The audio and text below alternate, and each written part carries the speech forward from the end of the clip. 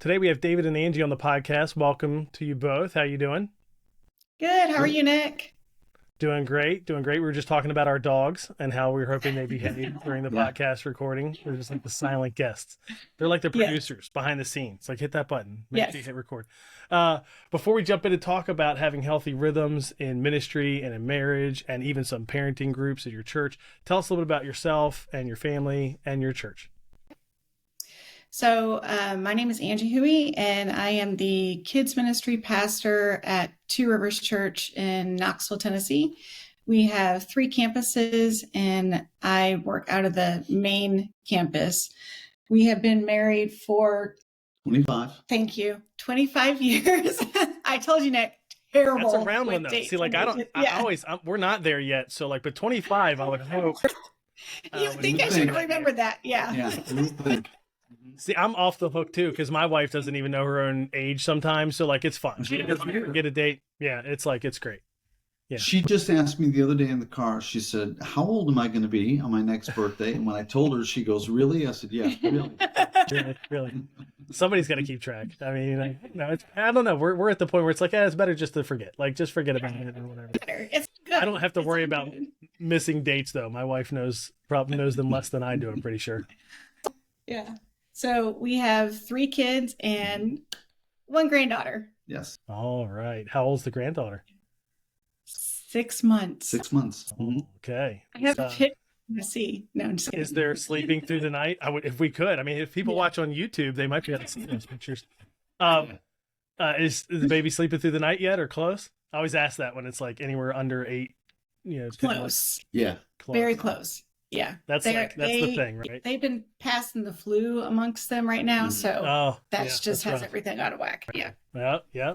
Well, Two Rivers Church, how long have you been there? I have been on staff for 13 years, but we have been attending for 24 years, almost since the very beginning. Yeah. Yeah. Oh, that's really cool. And you have 3 campuses now. How far apart are the campuses?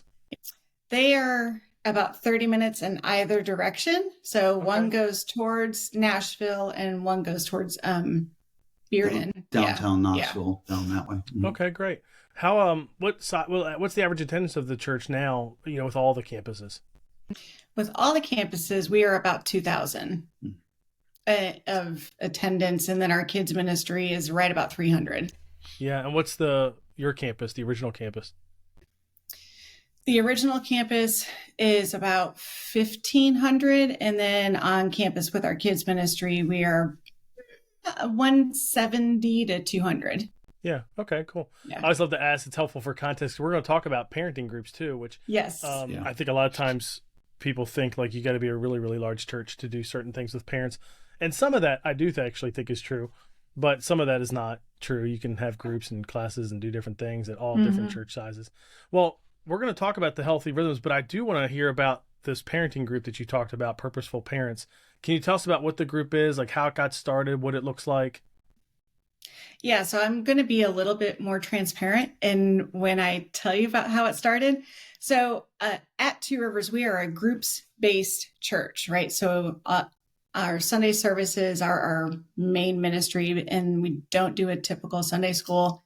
So we do a groups ministry. Normally those groups all meet in homes, some meet on campus. And I had one mom come to me and she said, there's a group of us that feel like we aren't connecting. And I said, well, aren't you in a group? And she goes, groups don't work for us. So there was like this push-pull tension between us. And she said, we want to meet on campus. And I was very honest, like, well, that kind of goes against our model. But as ministry leaders, we really need to listen to what our parents need. And so I'm like, all right, well, let's experiment with it. I love using the word experiment because that doesn't really hold us down to something, but let's try it and see what works. So they started meeting once a month on a Sunday morning at our Harrison Lane campus. We have a 9:30 and 11. So they meet at 9:30. Their kids stay for both services. Because I said the caveat with trying this is you will do your parenting group and then go to service the next service because we still want you to worship together as well. Sure. So that started almost 2 years ago, and they meet once a month, and they give me a list of topics that they want, and I find speakers to come in. So they have topics 2 months in a row, and then that third month they have just a community time. So they are getting to know each other and developing relationships, because one of our core values at Two Rivers is to be relationally connected. And so I was able to do this group because it fits in our core values. But the beautiful thing is a small group actually was born out of this purposeful parenting group as well. So I'm like, okay, it's actually working, and it's been beautiful. It's been wonderful to see them connecting, them actually doing dinner groups and stuff together, because they are able to talk and realize like, hey, we aren't alone in this. So that's been wonderful. Which I always feel like that's one of the most powerful things about getting parents together and talking is they realize, oh, it's not just me, or I'm not the failure that I think I am. Because parenting is one of those things. It's like, you're not batting 1,000. Like, you know what I mean? So never. you get around other people and you're like, oh, okay, 300 is a good average. Oh, okay, that's great. I have questions though, because now when she said groups don't work for us, this is totally not where I planned on going with the conversation. But that's fine. I mean, we get that too. I've had friends who said that. And now this is not going to be, somebody's probably listening going to be mad at me. But with my friends who even said that, my opinion is that groups don't work for them because they're not willing to commit to it.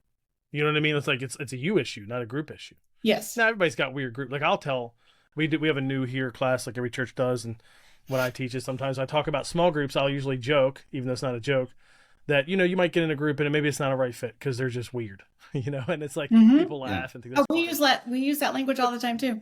It's true. So it's like, yes, your first group or even your second may not be the thing, but anyway, so I'm just curious, what were her reasons why groups don't work for us? Was it a convenience thing? Was it a tried it thing?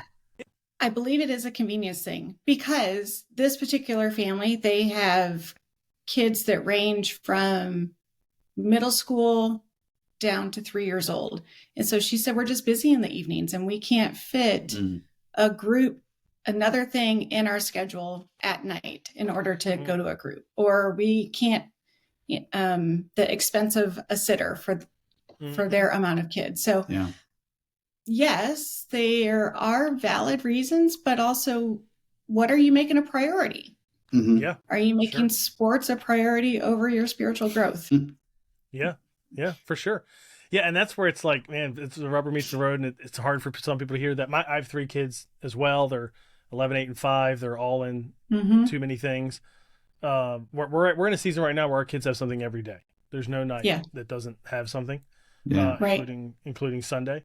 And but I'm in a small group on Tuesday night, and my wife's got to make it work, and sometimes she's got to get help getting a kid somewhere, or one of the other kids on my son's soccer team's got to take him. So, but I totally get too. Like our church has groups of moms of mostly preschoolers that meet during the day, and so like if that's, but of course that my wife couldn't do that. She's working outside the home, so.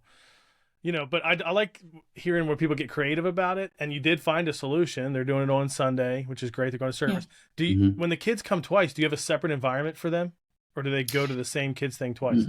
They go to the same kids things twice right now. That whole pre-COVID thing, we had a hang time for kids that were there for both services. We have not been able to successfully bring that back. That is one of the things that we want to, but the kids don't seem to mind. They couple of them are a little bit rowdier during second service, but but it's just once a month, so we can make that work. Yeah. We one of the other staff people, her daughter was not really supposed to be in there twice, but she got hung up talking to people, doing some things up at the other building. Like we had 2 different buildings there. And so anyway, I was hosting in our preteen environment that day, and it was funny because she knew what we had just done, in the previous service. Oh yeah, and they're answering. She was don't like, call on them. Yeah. I was like, what do you think we're gonna do? And she says exactly what we're gonna do. Like, you already know, because which was fine, which was 100% fine. We also didn't bring back our hang room. We call it volunteer kid room until just recently. It was the fall. Until the fall. Okay. We had that before and brought it back, and that it's funny how you can find similarities of what the pandemic stopped or killed or hurt in terms of attendance across churches. That's definitely one of them. Well, so the parenting group, I'm curious. It's been 2 years. What are some of the topics they have asked for? Yeah. So they have wanted to know how to figure out social media and technology for their kids. That's a big one. Yeah. The marriage one, they want to know how to talk to their kids about other religions. Okay. Yeah, because other religions are in your schools and they're coming home and asking questions. We've bridged that gender identity topic. And that one was actually really interesting because I have a friend who is a clinical psychologist. And so we just Zoomed her in and let her have that conversation. And it was amazing. How to talk to your kids about sex has been one.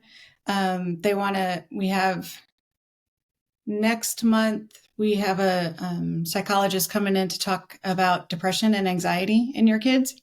Yeah. And then we've discipline is another one that we have scheduled to come in.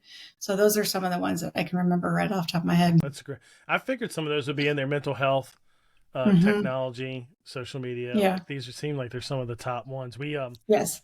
You may have heard of the book Scene or Beyond the Spiral. Yes. I think actually, if you're watching on YouTube, I have Beyond the Spiral right there. There's like necessary topics for parents to be engaged with and to know about. Are these parents of just kids like 5th grade and under? Does it go all the way up to parents of teens too? Currently it is 5th grade and under, but some of them that have the multi kids, there are some middle school kids, older parents in there as well. Yeah. Yeah. Cause some of those topics, the older they get, the more. Yes. Like that's now rising to the top of the list or whatever. So that makes sense. How many people come on average, like, are a part of this? There's about 20 to 25 in there. That's great. Yeah. So there's enough that you could end up with multiple small groups. So to speak, like they end up in their own, group or whatever. Or it could even be the kind of thing too, where they meet, 3 weeks of the month they meet on their own, and the 1 week they don't meet because they meet, with your Purposeful Parenting group. That's awesome. Well, and I know that something that's come out of that, you mentioned marriage as one of the topics that they wanted to talk about. And at CPC, where we were all there, feels like 6 months ago, and it was like 2 months ago when we were recording. I know. And it's just crazy how time has flown by so fast. But anyway, you both did a breakout about healthy marriage rhythms, especially in ministry, and talked about 10 points with that. And we're not going to cover all 10, but what are a few, 3 or 4 of them that you shared in that breakout? Go ahead. So we went through kind of the list of 10 and thought, well, what's the greatest hits here? And, what can we hit here in our time together?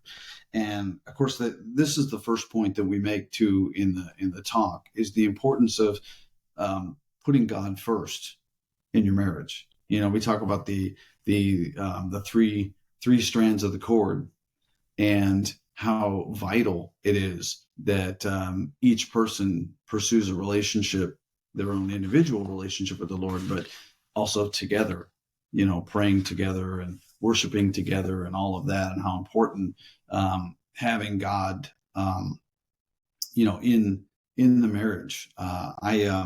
I did a brief stint for about 5 years. I was a pastor bivocationally, and when I was going through ministry training, I had lunch with a pastor friend, and he asked me a question. And just being completely transparent here, I was married at 19, not to her. And that didn't last long. It only lasted a couple of years. But he asked me, he said, how are you going to address that if someone asks you about having gone through divorce? And I said, well, I've been married without Jesus, and I've been married very happily for the last 25 years with Jesus. So I can speak to the truth of how vital it is to have God right there in the center. So, and that's one of those points. It's like, well, yeah, of course that's on the list, but it's easy to dismiss it too. Like, are you really doing it? Like, in most people, you would believe in it, but then do you really do it? One of the things I'll say to couples, like in the weddings I've done, or I don't know, I rarely get asked for marital advice. This is probably a good thing. But one of the things I've thought about with my wife and I, And maybe it's because we were just both raised in church, and her dad's a pastor, and I don't know, we see the Bible the same way, and theologically we agree on pretty much everything. And I don't think you have to, but I do think there's one thing that is helpful to my marriage, at least, that I do. And I think it comes back to this. At the end of the day, we both believe the same things about God and how we should live. And that just helps. Like, because when I'm not doing what I'm supposed to be doing, which is too often probably, at least I know it, and I can ask for forgiveness, and I can do better. And you know what I mean? It's not we're fighting because, we just disagree. It's like, no, we agree. I'm just not doing my part. And that just helps a lot, as opposed to, oh man, we just philosophically are different, or think of unequally yoked or whatever. I just think having that same, and it could be something as simple as like, no, the dishes are my responsibility and I haven't done them, and you're frustrated, and you should be, as opposed to now I'm mad because you know what I mean? It's like, no, we just know. We were talking earlier about scheduled with kids and sports, and it's like, okay, we know church is always going to be our priority, so we will. There's a lot of way we'll wiggle. I mean, my son almost always has something, not almost always, but probably a third of the year he has something on Sunday mornings, which is fine as long as he can come to a service. You know what I mean? As long as he can still do that. So, and it's like, we agree on that, so we don't have to fight. So I think that is a great point, and one that can be overlooked too, for sure. Yeah.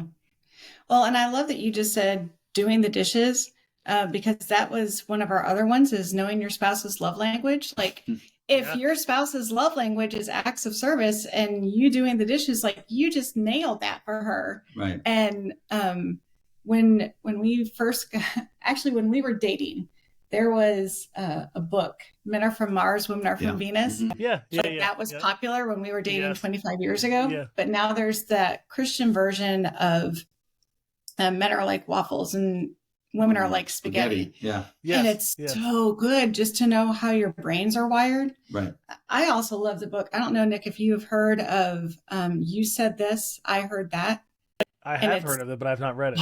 It's so good. It's so good. And so it's talking about temperaments. And so putting all of those together just really helps you know how your spouse is wired, what their love language is, and what really speaks to them, because personality type. Yeah. All those things. It's really important. And they also have that, You Said This, I Heard That, for kids too.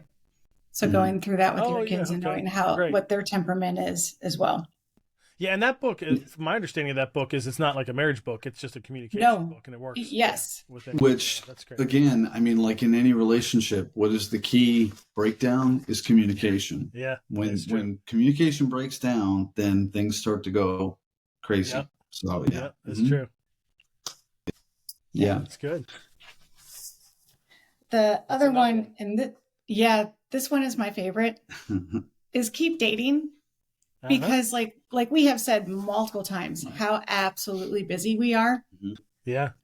But in order to keep your marriage a priority, whether it's over your kids or your ministry or whatever, is just to make sure that you have strategic quality one-on-one time with one another.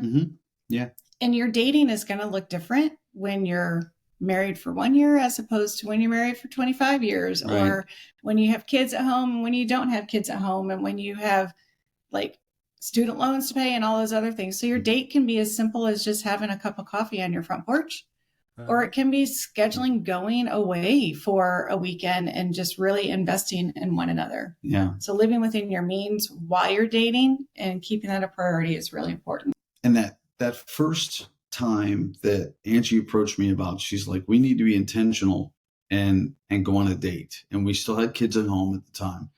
And the one rule, the one line in the stand was, we can't talk about the kids. Okay. Do you know how hard that was? That's got to be real tough. Yeah, that's not a rule for us. That's not a rule for us. Your eyes just got a little bit wide when you said that. The funny thing is, I don't know that it would be a bad thing for us, because we do talk about the kids, but at least at this stage in the life, it'll change when they're teenagers. But at least at this stage in our life, it's not like that would I don't know, make the experience worse. So I'm curious. I thought you were going to say work. I thought you were going to say we can't talk about work or church or something like that. No, that was the kids, because it's like we talk about the kids all the time. So then the challenge was, let me reconnect with this woman that I fell in love with and talk to her about her and share what's going on with me. And we can table the kids until after the date. Well, they're going to get plenty of your time. Copy or what? Oh, Yeah. yeah, They're they gonna get do. plenty of your time anyway. Yeah. That's true. That's a good point. That's a good point. You threw me for a loop. I totally thought it was going to be church. No. No work talk. That's awesome. No kids. No kids. Yeah. So those are a couple of just the top ones. Mm-hmm. Yeah. So if people want to know the rest of them, so happy to schedule a time to talk with somebody if they want to know the rest of them. Yeah. And I don't even know, like, I should know this, but obviously if they were at CPC, they could probably buy access to a recording or something like that, or it could be something you could share in a different format. I think so.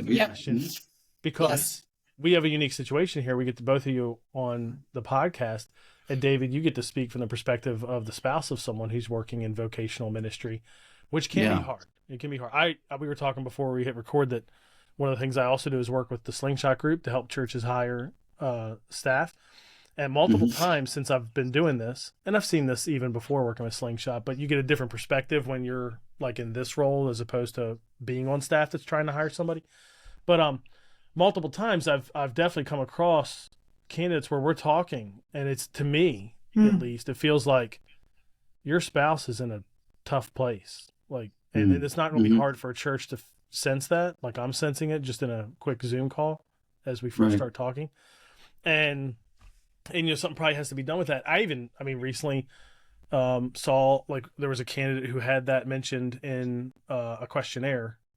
And again, it's like good for them for being honest, but it's going to be a red flag, and it's all too common, obviously. And even for those of us working on staff at church, we got our own burdens and issues and frustrations and challenges that we're weighing. But I'm curious to hear from you, David. What were some, I don't know, tips you would give to other ministry leaders that they could take back to their spouses? Okay. Well, I appreciate that. The first time we did the talk at CPC, we came at it from a different angle, because at the time I was in bivocational ministry. So we were going to two different churches on Sunday morning. I was preaching here, and she was, taking care of her ministry at Two Rivers. And then when my church closed post-COVID, I came back to Two Rivers, and then had to get adjusted to being the spouse of somebody in vocational ministry again, without, my own thing going on. And, it's a tension in every marriage that there's always that struggle of leaving work at work. Mm-hmm. You know what I mean? So, and especially if one of the two doesn't work outside of the home, and it's like, don't bring work home with you. The difference is that when you're married to somebody that's in ministry, it's not just a job, it's a calling. Mm-hmm. And you have to remember that. And the Lord really spoke that to me at one point. And I was rewatching The Chosen, and I was going through the first season. And there's this little clip that we shared when we were at CPC. It's the scene right before Jesus heals Peter's mother-in-law. He talks to his wife, and he pulls her aside, and he says, you saw in Simon what I see, but you saw it first, and you have as much importance in this calling as he does. And I want you to know that I see you. And I think for people that are struggling as the spouse of somebody in ministry, they need to be reminded that they have a role in it. And it may not be an active Sunday morning role or, out in front role, but maintaining your agreement, your vow in the marriage, and helping with the kids and doing all the other things that Jesus sees you. Mm-hmm. And you're helping to carry that part of it, so that, like in our case, so that Angie can be Miss Angie and not have to worry. And listen, when I tell the kids at Two Rivers, when I walk in there and they don't know who I am, and I say I'm Mr. Angie, they lay it right out, man. Mr. Angie. Yeah, I'm in. That's great. I can do whatever, It's like you're a celebrity. Like, oh, yeah. Okay, that's cool.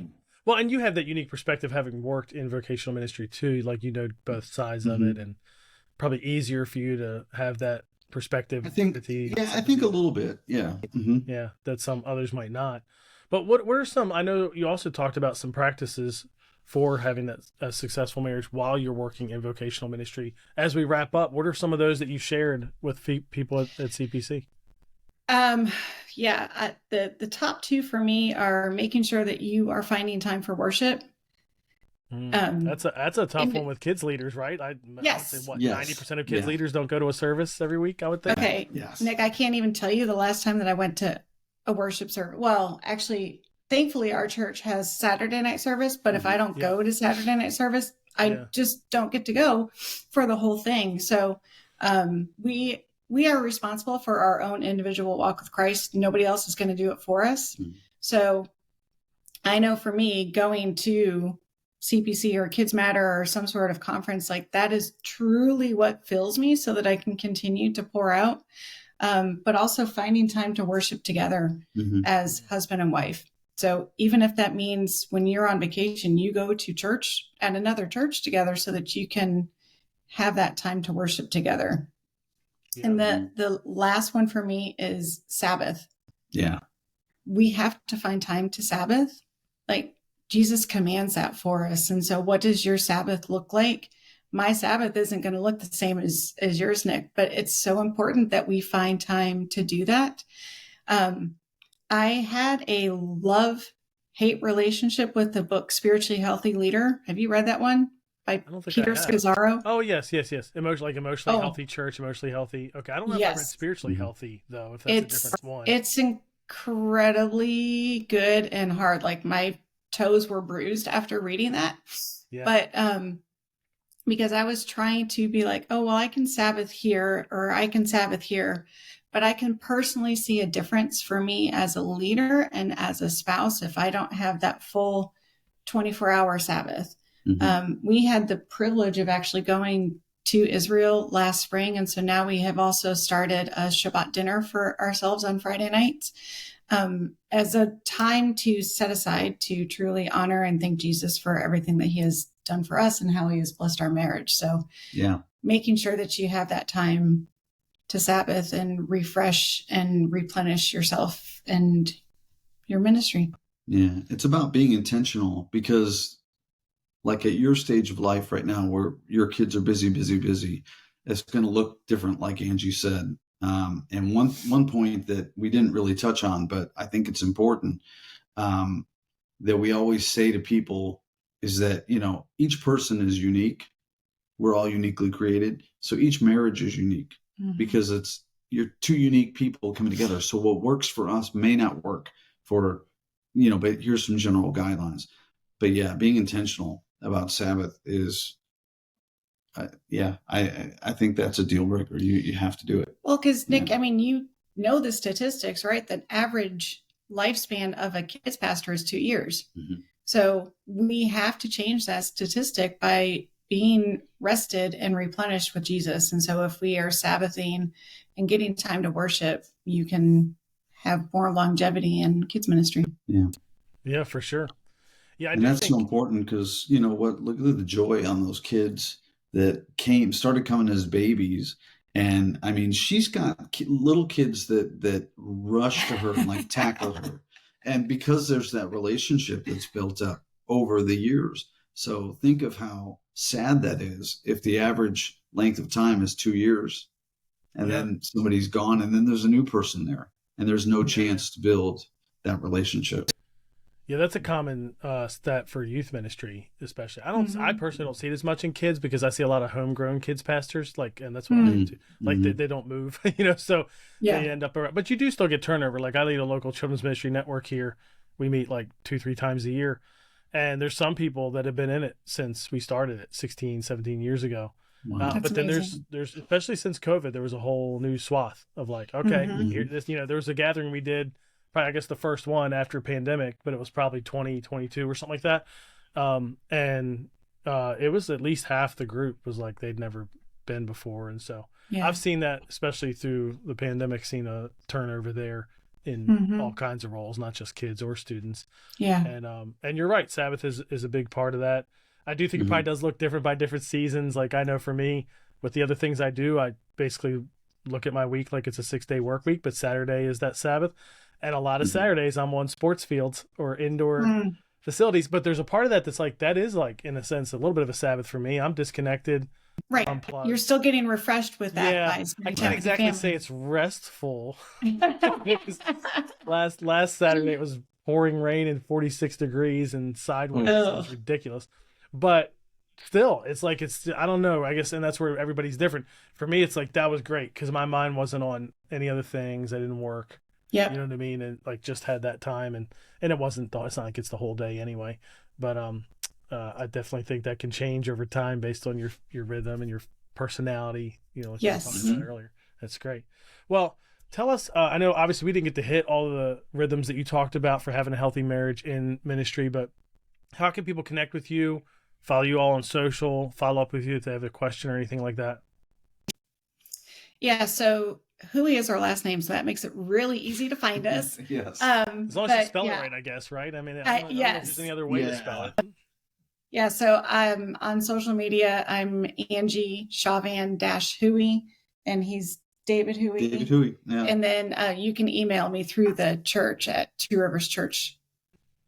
All right, Hooie. I'm imagine Google would be your friend there. So like, even if super easy to find. We'll help them find the right place.